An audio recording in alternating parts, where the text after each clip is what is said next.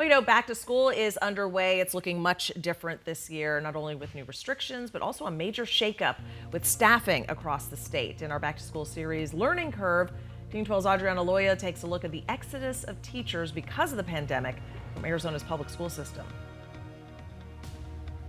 All right, well, you've got to figure out. After more than a year of online schooling, kids are back in the classroom. But 2020 meant constant change, adjustments, and health risks. So not everyone is heading back to school. You all have worked in the school system, but have one more thing in common. What is it? Basically, Arizona just got to the point where, as an educator, we just can't continue. Carrie Tyler, Elise Villescas, and Wendy Rosen together have almost 50 years of experience working in Arizona's public school system, all deciding 2020 school year was to be their last. After 30 years, I'm like, I can't do this anymore. Carrie Tyler last worked as a teacher at Camp Verde High School in Gilbert. He put his resignation in May and is now moving to Portland to be an educator there. I love my students, and it was heartbreaking to leave my classroom. Elise Villescas is a product of Arizona's school system, first as a student and later as a teacher for 8 years. She did not renew her contract with the Glendale School District and is now going back to school herself. And this past year with the pandemic, I feel like we were asked to put our lives on the line. And for me, that was when I knew I could no longer continue, as much as it hurt. It's a common trend seen across the country. A study from Ed Week Research Center found that more than half of the nation's teachers, 54%, say they were considering leaving the profession in the next 2 years.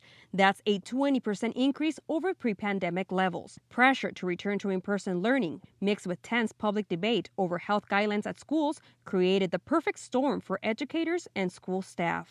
I did not feel safe. As a health assistant for the Kyrene School District, Wendy Rosen said she didn't feel safe at school after losing a family friend. When you take a support staff person who's making barely above minimum wage, determine that they're essential, and don't think it's important to tell them, that seems wrong.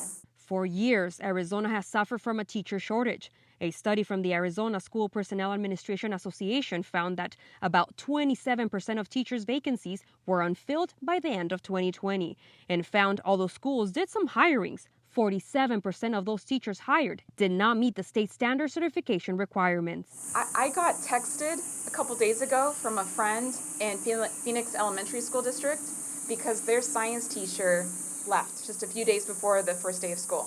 I don't teach science. I'm not certified in science. These educators said leaving was a tough decision. We can't keep sacrificing ourselves just because of our compassion. Adriana Loya, 12 News. Our Learning Curve series continues tomorrow as we explore one school district's positive way of helping students learn how to manage their mental health. You can find the story that aired this morning and all our Learning Curve stories on 12news.com/learningcurve.